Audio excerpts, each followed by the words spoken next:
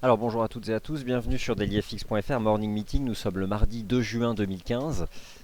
Bienvenue, nous venons de prendre connaissance du niveau de l'inflation au mois de mai au sein de la zone euro, donc l'inflation sous-jacente et l'inflation corps qui est globalement supérieure aux attentes, ce qui tend à soutenir, comme d'ailleurs c'est le cas depuis ce matin, le taux de change euro-dollar sur le marché des changes. Je vais revenir sur l'ensemble des actifs financiers, sur la dynamique des marchés actions européens qui restent au fond enfermés dans leurs ranges, des ranges qui se sont établies depuis le 15 avril, qui se sont déployées tout au long du mois de mai. D'ailleurs, ce matin, le marché action de la zone euro revient dans la partie basse de ces ranges. Le marché va tester des seuils importants, tant sur le CAC que sur l'Eurostoxx 50 ou encore le DAX. J'évoquerai les métaux précieux avec hier ce qu'il s'est passé sur l'once d'or. On parlera bien sûr du pétrole qui, depuis jeudi de la semaine dernière, tend à reprendre une orientation positive. Et puis bien sûr, nous n'oublierons pas les paires majeures, le taux de change USD-Yen, le taux de change USD-CAD, le GBP-USD, et bien sûr revenir sur le dollar australien avec cette banque centrale d'Australie, la banque de réserve d'Australie qui a décidé en juin de maintenir son taux directeur à 2% après l'avoir abaissé par 2 fois depuis le début de l'année. Voilà donc pour cette introduction. Le calendrier économique, vous avez pu en prendre connaissance, c'était le chiffre à suivre ce matin, il vient de tomber, je vais vous en donner les détails. Depuis une minute maintenant que je parle, vous avez pu tranquillement lire l'avertissement sur les risques et le fait que cette présentation est réalisée à titre purement indicatif. Les chiffres sont donc tombés, c'est important puisqu'il s'agit donc de la première estimation du niveau de l'inflation à la consommation au mois de mai au sein de la zone euro, un agrégat économique que la Banque Centrale Européenne, qui se réunit d'ailleurs demain et d'ailleurs dont le président s'exprimera dans une conférence de presse, c'est probablement l'agrégat économique que suit en priorité la Banque Centrale Européenne. Alors l'inflation corps au mois de mai ressort à 0,9%, au-dessus donc du consensus et au-dessus du chiffre du mois d'avril. L'inflation sous-jacente non, l'inflation standard, elle ressort à 0,3%, l'inflation sous-jacente à 0,9%. Ces chiffres battent le consensus, à l'image d'ailleurs de ce que nous avions pu hier apprendre sur l'évolution des prix en Allemagne au mois de mai, qui était connu donc dès hier, avec 0,7%. Là aussi, c'était supérieur au consensus. Donc, voilà en tout cas pour cette première estimation de l'évolution des prix au mois de mai au sein de la zone euro. Que se passe-t-il sur le taux de change euro-dollar? Eh bien, pas grand-chose. Je vais d'abord vous faire un panorama des graphiques en données journalières et je basculerai sur les chandeliers intraday. Mais concrètement, je vais commencer ce point de marché par ce graphique du taux de change euro-dollar, qui est un graphique en chandelier journalier, avec depuis eh bien, alors je vais repositionner ce niveau, avec depuis maintenant 2 semaines un taux de change qui a rebasculé sous ce niveau des 1,10 $. Je pense que sur le très court terme, la situation est en effet pas évidente. Je pense que nous sommes dans un range dont les cours vont sortir. On aurait pu s'attendre à ce que les cours en sortent dans le sillage de ces chiffres de l'inflation en mai. Ce n'est pour l'instant pas le cas, ça peut encore se produire et probablement, en tout cas même très certainement au plus tard, demain après-midi en plein cœur de la conférence de presse de Mario Draghi qui commencera à 14h30. Quel est ce range sur le taux de change euro-dollar? Il est probablement plus facile de le décrire en utilisant des chandeliers intraday, mais cependant, je pense qu'avec ces bougies japonaises journalières, on peut l'appréhender facilement sur le taux de change euro-dollar. Il est délimité par un niveau horizontal que je situerai entre 1,10 et 1,1015 dollars, probablement 1,1015 dollars, et donc cette ligne de tendance qui attrape tous les bas de marché depuis le 27 mai. Et donc ce range eh bien, est actuellement composé de 1, 2, 3, 4, 5 chandeliers journaliers, et pour le moment, le marché reste parfaitement à l'intérieur. On peut avoir le sentiment que c'est une phase de consolidation après une jambe de baisse que le marché a construit entre 1,1470 et 1,0820. Alors forcément, on peut avoir ce sentiment graphique que c'est une phase de conso latérale avant finalement de resubir une jambe de baisse, mais voilà, c'est loin d'être évident. C'est loin d'être évident. Et donc je me garderai d'en anticiper le sens de sortie. Ce qui est certain, c'est lorsque le marché sortira de ses bornes, ce sera pour une phase directionnelle probablement aussi importante que celle que nous avons eue entre le 18 mai et le 26 mai. Donc pour le moment, voilà l'état des lieux sur le taux de change euro-dollar. On va affiner sur des charts intraday. Et puisque j'ai commencé par le taux de change euro-dollar, je vous propose de rester sur les paires de devises, et notamment l'euro. Je pense qu'on va parler de l'euro AUD, je vais vous parler de l'euro CAD, je vais vous parler de l'euro yen. Et je vous dis avant cela un mot du CAC. Voici comment moi je vois les choses sur le CAC 40. Le marché a connu, vous le savez, au premier trimestre et la première quinzaine du mois d'avril, une phase haussière impulsive très marquée, qui a laissé la place depuis la mi-avril et tout au long du mois de mai à une phase de transition latérale qui, avec le temps qui est passé, permet d'être est bien identifiable sur le plan de l'analyse technique. C'est pas forcément encore très clair du point de vue des figures chartistes, mais je verrai les choses de cette façon, une phase de range, pourquoi pas envisager un espèce de triangle rectangle, bon, peu importe, le socle de cette phase de range, je l'établis entre 4850 et 4930. Avec notamment un certain nombre de tests réussis ici le 26 mars, et tout au long de la première quinzaine du mois de mai, je fais apparaître ici un indicateur de tendance qui m'intéresse, puisqu'il est globalement parallèle à cette ligne de tendance haussière, qui est donc la moyenne mobile à 100 jours. Donc, au moment où je vous parle, on constate clairement un CAC 40 qui est encore sous pression, mais qui revient tester la volatilité basse des séances du 7 mai, ou encore du 12 mai, ou encore du 13 mai. On n'y est pas encore, c'est un peu plus bas. Mais voilà, concrètement, il y a cette zone à 4930. Et puis, au moment où je vous parle, le FRA 40 teste donc toujours. C'est difficile de dire si elle existe toujours ou pas, cette espèce de ligne de tendance. Finalement, je pense qu'on peut peut-être la retirer pour laisser la place à ce range. Donc, un marché action de la zone euro qui continue de temporiser, peut-être de consolider dans le sens positif du terme, consolider, donner du corps à la phase de hausse impulsive qui avait démarré sur ces marchés finalement dès la mi-octobre 2014, mais probablement mi-décembre 2014 et plus spécifiquement depuis le 15 janvier et ce choc de la Banque nationale suisse avec une phase haussière impulsive et très linéaire. Voilà donc pour le moment ce qu'on peut dire sur ce marché action de la zone euro, alors que le CAC revient tester, pas encore précisément, mais s'approche de la partie basse de cette phase de range qui a duré tout au long du mois de mai. On voit que c'est globalement la même chose pour l'ensemble des grands indices boursiers au sein de la zone euro, notamment le DAX et le Eurostoxx 50.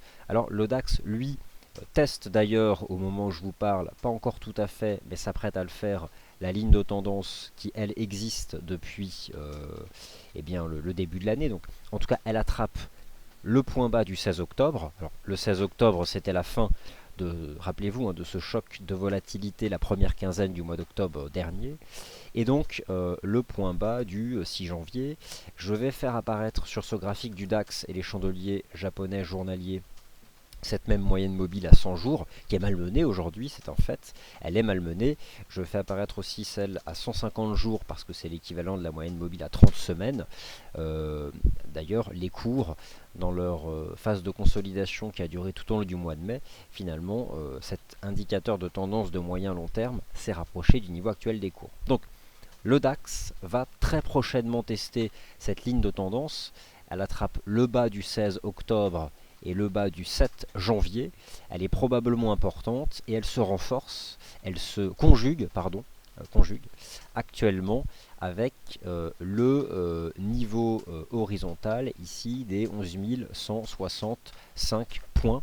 La ligne de tendance, elle passe précisément à 11 245. Bref, le marché la teste pour le moment. Et c'est globalement aussi ce qu'il se passe sur l'Eurostoxx 50, qui lui revient tester une zone de support comprise entre 3500 et 3530 points. Alors ces zones-là, elles me paraissent très importantes parce que concrètement, il y a deux possibilités. Soit les marchés actions de la zone euro ont pris le temps tout au long du mois de mai de construire une phase de transition latérale, baissière, mais une phase de transition latérale, dont la partie basse, 4850, 4930 ou encore 11 150 sur le DAX, encore 3500, 3530 sur l'Eurostoxx 50 peut tenir. Par contre, ce qui serait clairement délicat, ce serait de basculer en dessous. Et pour le moment, ce n'est pas le cas. On peut voir que l'ensemble de ces zones ont pu être défendues tant le 7 mai que le 14 mai, que le 18 mai. Donc elles sont importantes, ces zones. Les marchés actions de la zone euro, à un peu plus de 24 heures de la conférence de presse de Mario Draghi, testent donc ces niveaux de support qui sont importants pour la dynamique des marchés d'ici le début de l'été et tout au long de l'été. Voilà donc moi ce que je peux vous dire en utilisant ces graphiques en données journalières sur les marchés actions de la zone euro.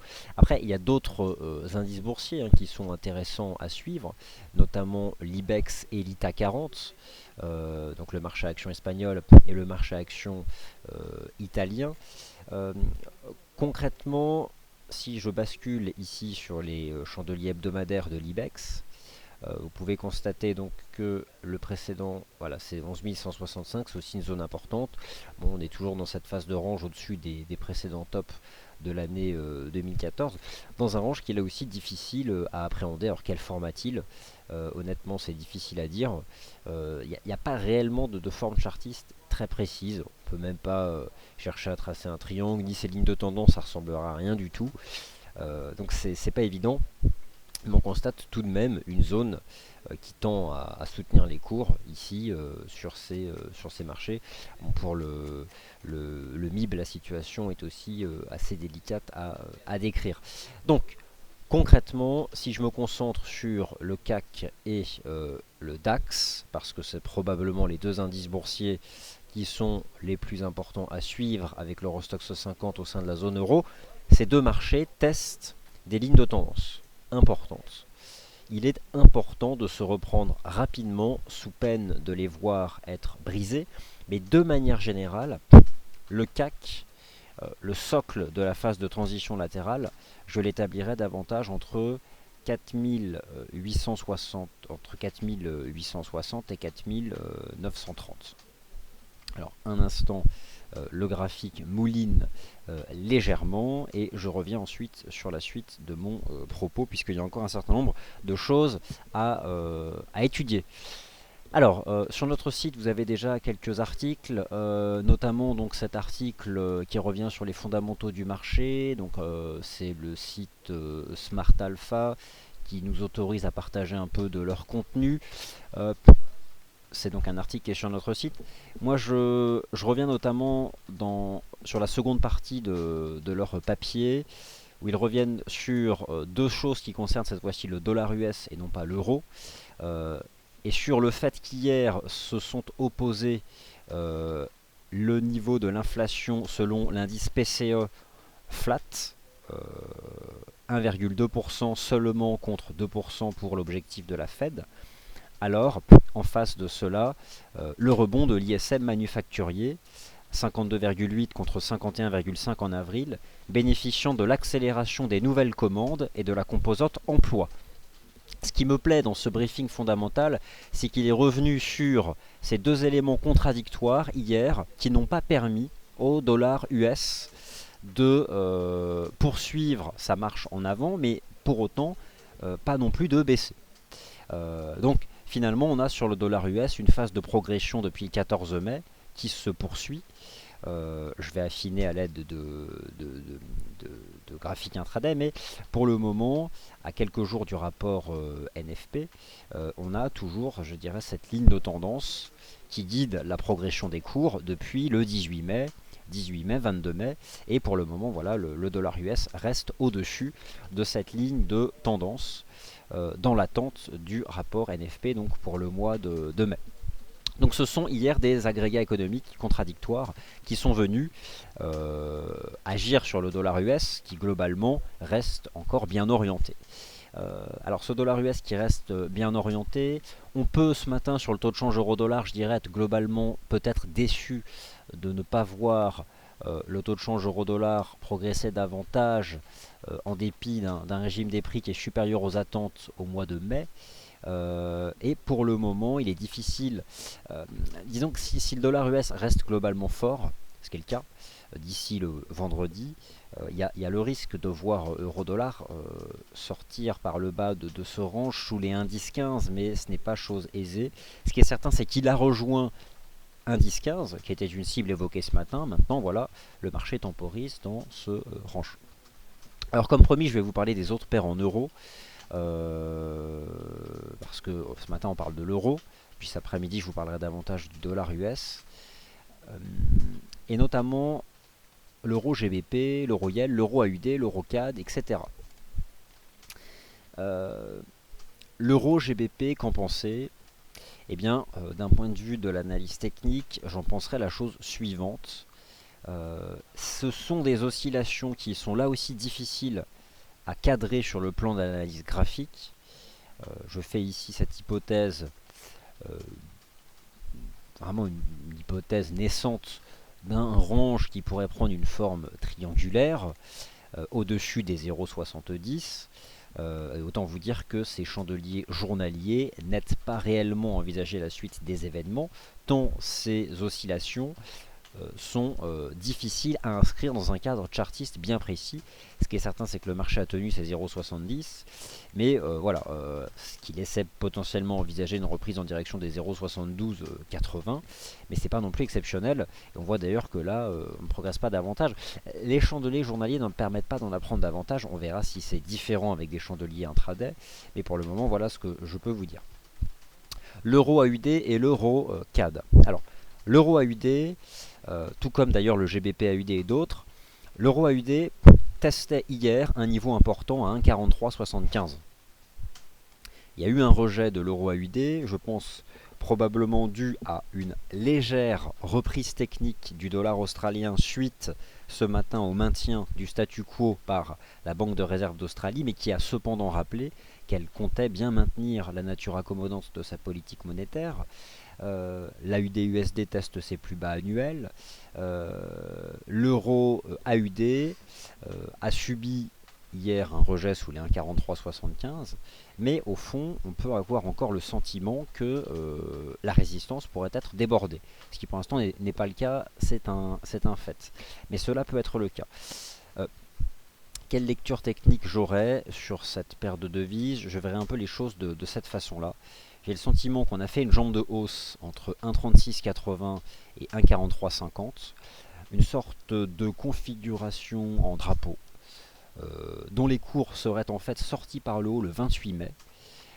Et donc j'aurais tendance à croire qu'il existe une possibilité de voir le taux de change euro-AUD progresser davantage, notamment s'il venait à franchir les 1,4375.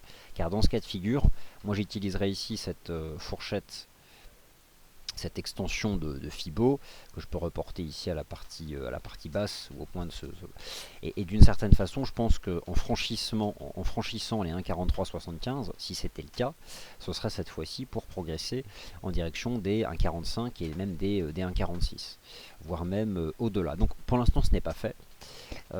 Mais il s'agit ici d'une clôture journalière à surveiller en priorité sur l'euro AUD. L'euro CAD, lui aussi, c'était en effet quelque chose qui a été évoqué ce matin, cette hypothèse d'une vaste figure de creux qui aurait pris de nombreuses semaines à se construire, en épaule, tête-épaule inversée, avec deux épaules de même amplitude, entre 1,34 et 1,3750. Là aussi, c'est un seuil important. Et je n'hésiterai pas à dire finalement que toutes ces paires de devises, euro AUD, euro CAD et euro dollar, testent des seuils horizontaux importants, qui sont des frontières graphiques entre clairement deux scénarios, soit davantage de hausse, soit un rejet. Le niveau dont la clôture journalière est bien sûr très importante sur le taux de change euro-AUD. Je peux passer ici sur la base des clôtures journaliers, il saute aux yeux, c'est donc ce niveau des 1,3750. C'est le seuil à suivre ici sur le taux de change euro-CAD. Le déborder serait en effet un puissant signal de reprise qui permettrait de renvoyer ce taux de change en direction des 1,40 ici sur l'euro-CAD. Donc à suivre, mais c'est un niveau important, les 1,3750 sur l'euro-CAD, au même titre que sont importants le niveau des 1,4375 sur l'euro AUD. Alors, l'euro-yen, L'euro-yen est en train de tenter de déborder ses sommets du 18 mai. Actuellement, il les teste.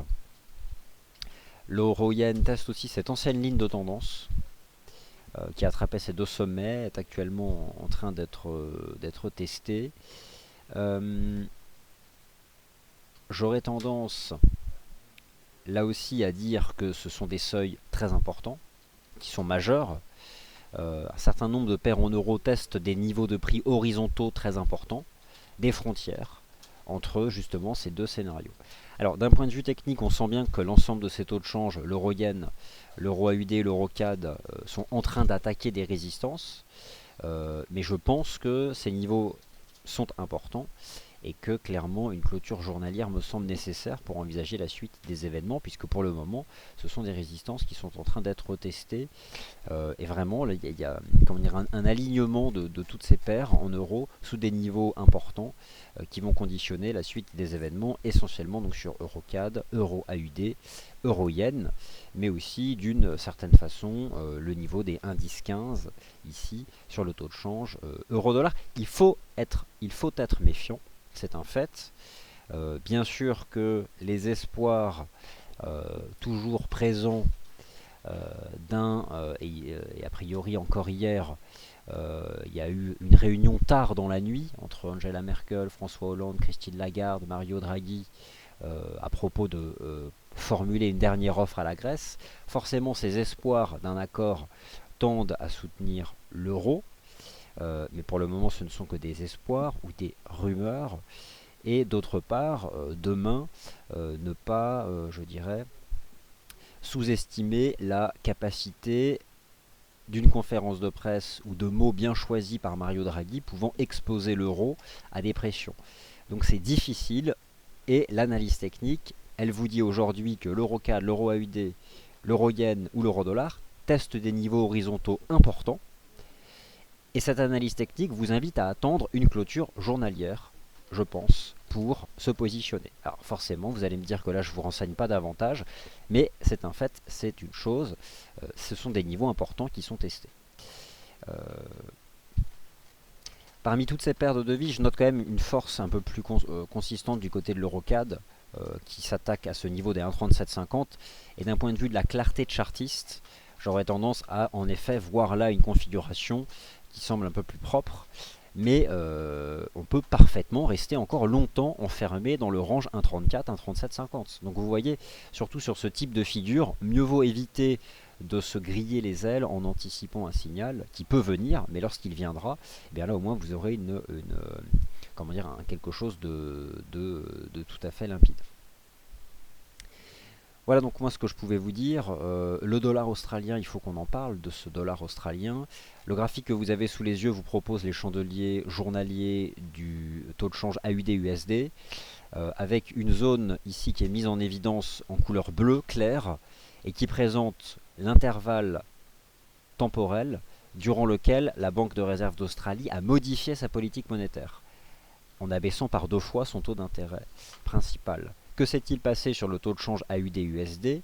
Il n'a pas fait de nouveau plus bas annuel, il n'a pas monté non plus, c'est un fait, il s'est stabilisé dans une forme graphique qui là aussi est difficile à attraper, puisque ce sont des oscillations de plus en plus amples. Entre le 14 mai et la nuit dernière, le taux de change AUD-USD s'est replié de manière très linéaire, probablement et essentiellement d'ailleurs du fait d'une appréciation linéaire du dollar US face à un panier de devises. On a depuis ce matin un rebond technique de l'AUD-USD, mais qui n'est pas non plus violent. Alors, est-il encore possible d'envisager un AUD-USD qui reviendrait précisément tester ses plus bas annuels entre 0,7540 et 0,7575? Ça reste de l'ordre du possible.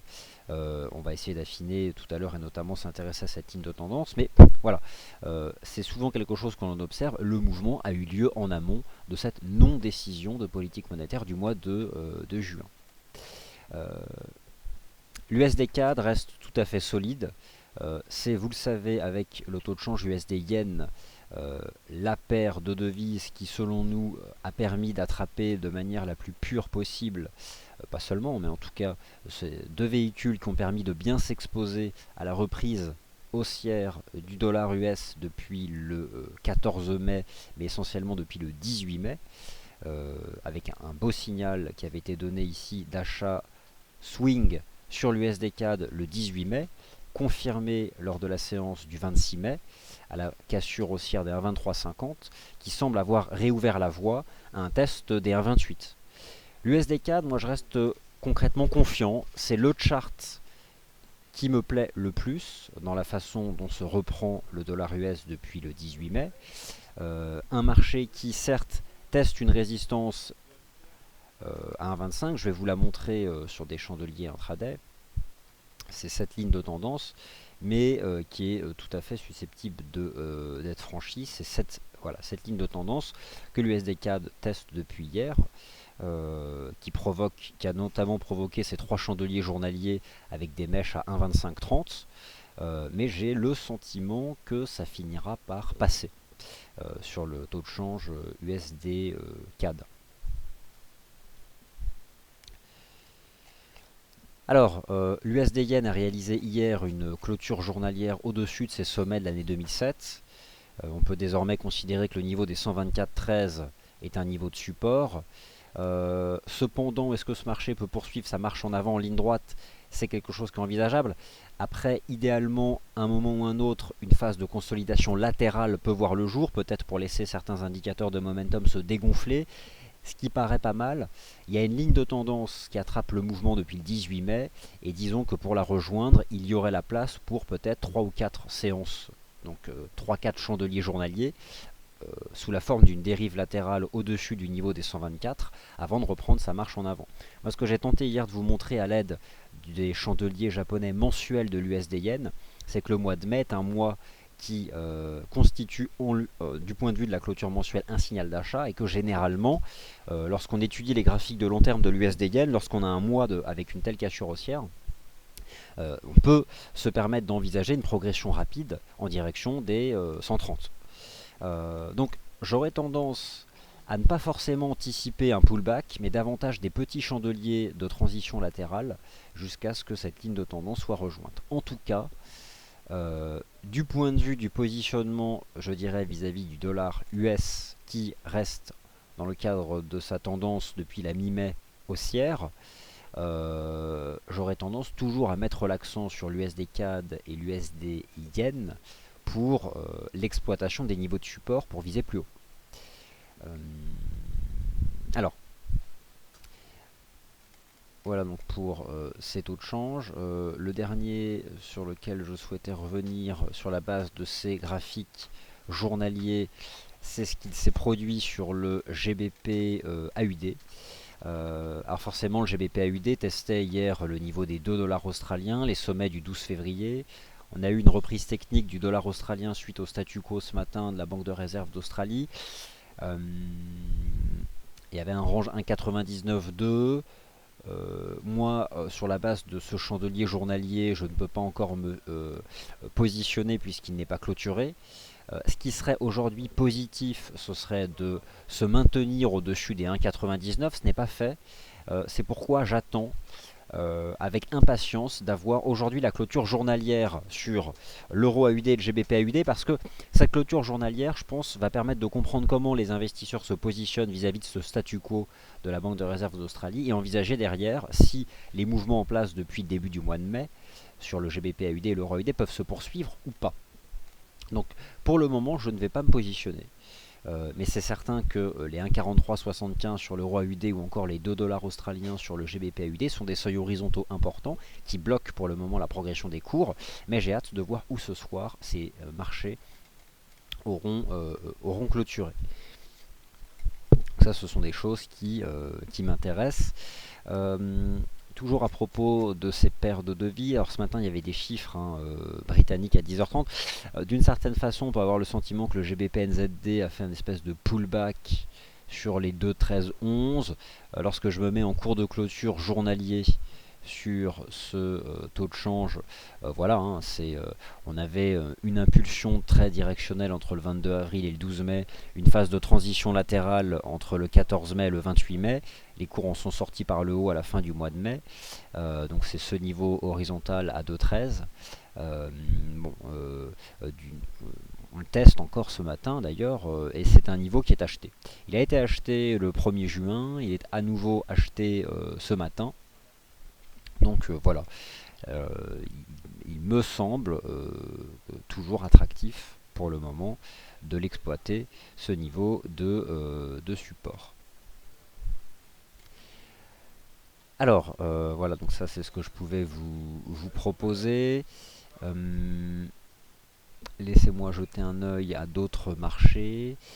La UDCAD, on va parler de la UDCAD. Non, c'était pas la UDCAD sur lequel. Bon, la UDCAD, concrètement, il y a un niveau horizontal qui est certes important, qui est à 0,9410.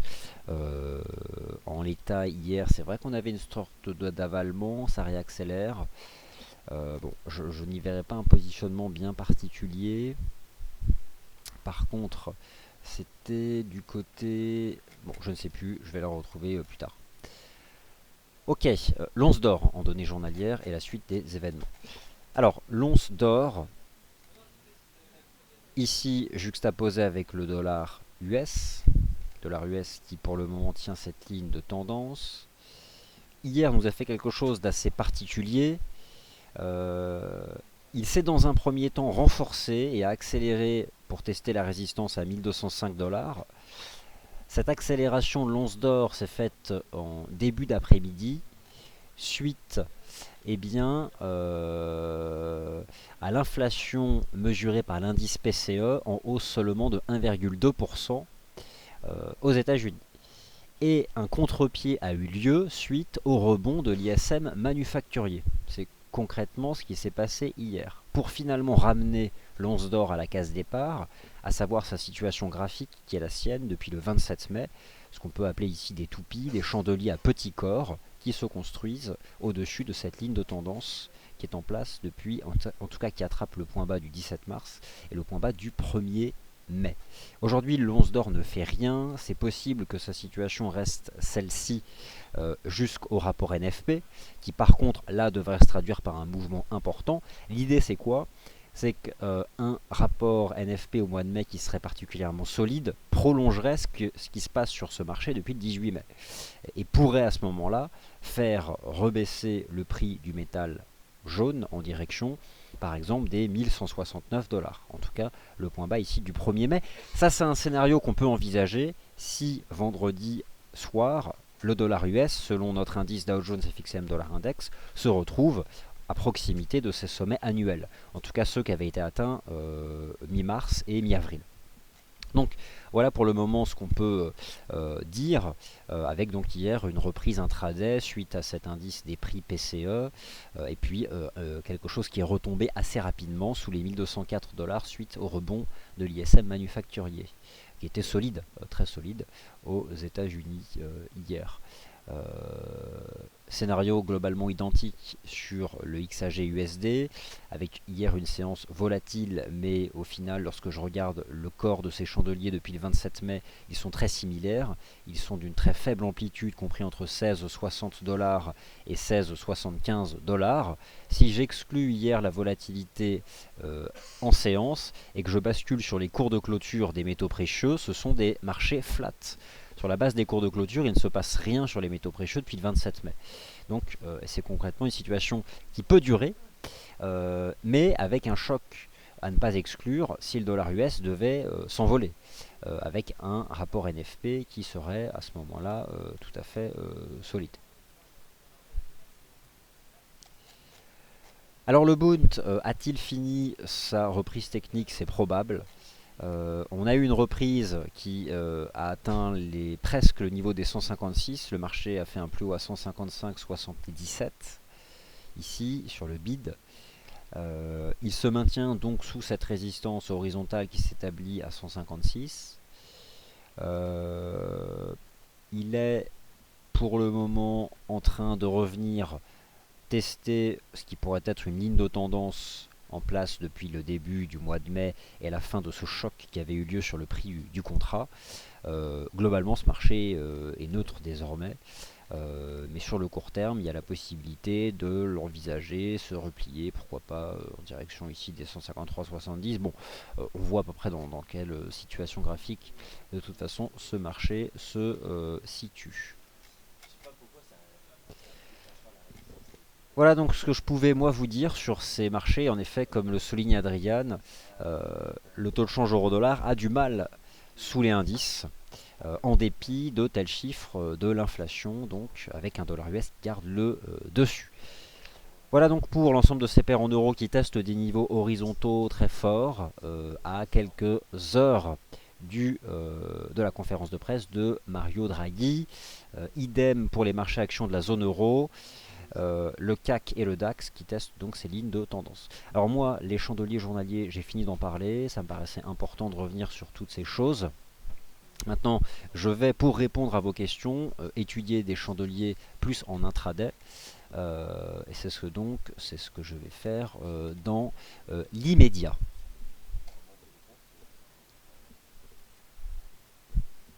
Alors bonjour Lionel, donc non, il n'y a plus les rapports hebdomadaires en Ishimoku, fait par Karen Pelwal, hein, ils n'ont plus lieu, ces webinaires. Alors, première question, que pensez-vous donc l'eurodoll et l'euro NZD? Donc alors, bon, l'eurodollar, je pense qu'on l'a bien cadré, vous l'avez bien compris, un range qui est parfaitement délimité entre une ligne de tendance en place depuis le 27 mai et non, enfin depuis le 1er juin, bon bref, vous la voyez quoi, et ce niveau horizontal qui est fort à 1,10, 1,10,15. Voilà, et pour le moment le marché reste à l'intérieur, donc ça fait range en effet, range dans un mât de baisse depuis le 1,1470. Pour le moment le marché reste à l'intérieur. Que penser du taux de change euro-NZD? Il est vrai que je ne l'ai pas évoqué, l'euro-NZD, parce qu'il me semblait devoir avant tout attirer votre attention sur les niveaux testés par l'euro-CAD, l'euro-AUD, l'euro-yen ou encore l'euro-dollar. L'euro-NZD, sur la base des clôtures journalières, il a débordé ses plus hauts du 18 mai, c'est un fait. Mais en même temps, je ne suis pas hyper à l'aise avec son positionnement actuel. Est-ce qu'il a la force d'aller chercher les 1,55,80? C'est possible, mais honnêtement, je ne m'y engagerai pas trop fortement.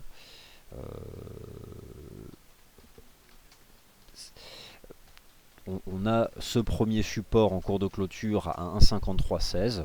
On voit que le marché pour l'instant fait un flat. Il y a tout de même ici un indicateur technique RSI qui tarde, qui ne confirme pas l'action récente des prix.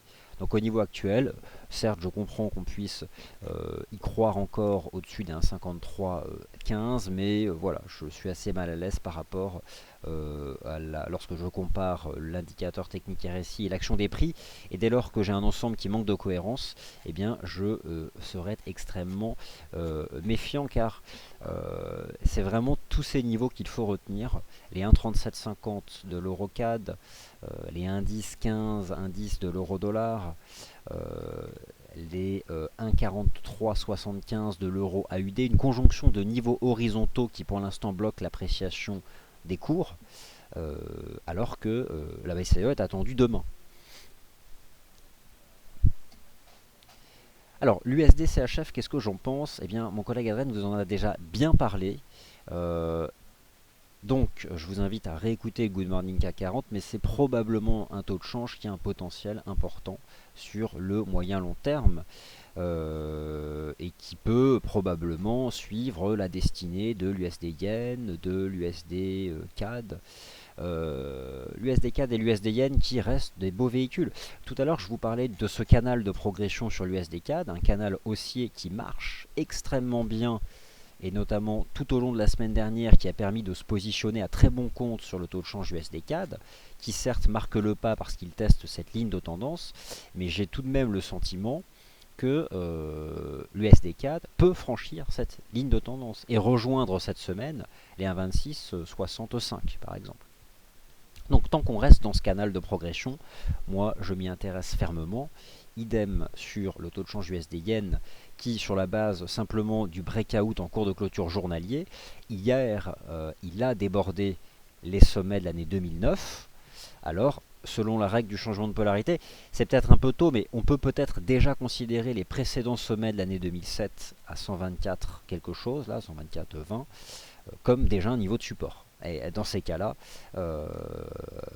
pourquoi pas s'apprécier davantage. Le bémol que j'observerais, c'est la possibilité de voir ce marché dériver à plat pour laisser certains indicateurs de momentum se dégonfler, mais dériver à plat tout en se maintenant potentiellement au-dessus du niveau des 124,10, 124,20. Voilà. C'était donc les sommets de l'année 2007 qui s'établissaient précisément à 124,139. 124,139. Voilà, c'est ce que je pouvais vous dire. Alors, bonjour Mika, quand aura lieu le prochain webinaire de Karen Pellwall? Eh bien, je ne sais pas, il n'y en aura plus sur dailyfx.fr en effet. Il n'y en aura plus. Alors, bonjour Renaud, en effet, de temps en temps les graphiques journaliers, ça fait du bien. JS Crapulus, les marchés vous fatiguent actuellement. Qu'est-ce que je pense de l'US Oil, Hussein? Alors l'US Oil, j'ai tenté hier de vous en parler. Les contrats de pétrole depuis le 28 mai et la reprise sur des niveaux de prix horizontaux ont repris leur marche en avant. Il y a une réunion de l'OPEP qui est très attendue qui aura lieu vendredi. D'un point de vue de l'analyse technique, j'ai apprécié le fait que ces deux contrats préservent, soient en tout cas soutenus par la moyenne mobile à 30 semaines, alors que je vais appliquer ici, la voici, cette moyenne mobile à 30 semaines. Sur le très court terme, qu'est-ce que je peux vous dire moi du pétrole? J'ai le sentiment que voilà, on a un momentum qui est plutôt positif. Il est probable que ces prix tentent de revenir tester, notamment sur l'US Oil, pourquoi pas les sommets qui avaient été atteints en main avant l'OPEP, mais on peut potentiellement avoir... Il y avait un bon timing le 28 mai, tant sur le Brent que sur... et notamment sur le Brent. Le 28 mai, voilà, c'était ce niveau de prix horizontal qui était particulièrement propre, avec une figure de creux qui a été construite dessus. Aujourd'hui d'ailleurs, le Brent teste sa moyenne mobile simple à 20 jours, un niveau horizontal à 65-70. J'aurais tendance à être neutre, franchement, sur le très court terme, sur ces contrats de pétrole, et parfaitement neutre. Et d'ailleurs, c'est possible que je continue de garder ce biais technique ici, dans l'attente de l'impact de la réunion de l'OPEP qui fait parler d'elle, parce qu'a priori, même si aucune action n'est attendue, le marché se pose tout de même la question de ce que pourrait décider l'organisation des pays exportateurs de pétrole cette semaine.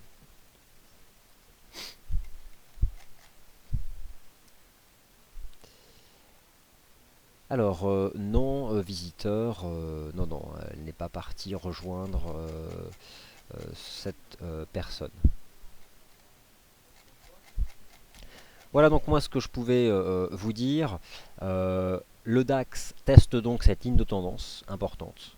Elle est susceptible de tenir en clôture journalière, tout à fait susceptible de tenir, tant sur le CAC, le DAX, que l'Eurostoxx 50. Alors, commentaire de la part de Laurent. Rassurez-vous, Laurent, les négociations que vous évoquez en rapport avec l'entité française et allemande, quelque chose a priori, une question que vous avez déjà posée dans une émission ce matin, ce sont des informations complètement erronées. Alors bonjour, un mot sur le gaz. Alors, le gaz, pour vous en dire un mot, ça va être compliqué dans le sens où je ne suis pas réellement ce marché, mais admettons que ce marché a fortement reculé après avoir atteint les 3. Moi à la base je visais cette cible. J'ai pas un graphique à jour depuis un sacré paquet de temps, j'observe simplement que le marché revient en contact de cette ancienne ligne de tendance, ici sur la base de mes chandeliers H4. Bon, je vais rapidement basculer sur l'horizon de temps supérieur. Il est vrai que le prix du gaz naturel revient sur support. On revient tester cette ancienne ligne. Ça peut rebondir. Si j'applique un ratio de retracement, on est sur rien. Peut-être éventuellement un 76,6. Voilà. Bon, c'est certain que le chandelier journalier hier du gaz laisse peut-être entendre la possibilité de se stabiliser, mais franchement, rien n'est acquis. Euh, mais on est clairement plus en zone de support qu'autre chose. L'idée, c'est quoi? C'est de s'intéresser à cette ligne de tendance, hein, en utilisant rapidement un élément technique qui est limpide. Voilà. Tant qu'on est... Le canal n'a aucun sens. On a cette ligne de tendance qui peut être tracée. On a probablement aussi la possibilité de tracer ça. On voit bien qu'il y a un rythme de marché qui se modifie. Et donc contient cette ancienne ligne de canal. Donc plutôt sur support sur le court terme, en effet, avec pourquoi pas la possibilité de revenir rebondir en direction des 2,72. Bon voilà, c'est l'avis que je peux vous donner ici en utilisant l'analyse technique. Ça vaut ce que ça vaut, mais c'est certain qu'on est plus proche d'une zone de support que d'une zone de résistance. Donc vous en comprenez bien sûr les conséquences immédiates. Voilà, j'ai répondu à l'ensemble de vos questions. Le morning meeting a duré 50 minutes. Je vous remercie d'avoir été attentif. Vous retrouvez Sylvain à partir de 13h pour le day trader, pour le rendez-vous, non, pour le 13h des day traders, donc qui aura lieu à 13h. Suivra l'émission Wall Street Insider, suivra l'émission Closing Bell et le webinaire de 18h, comme chaque jour sur dailyfx.fr. Merci à toutes et à tous de votre attention et à tout à l'heure.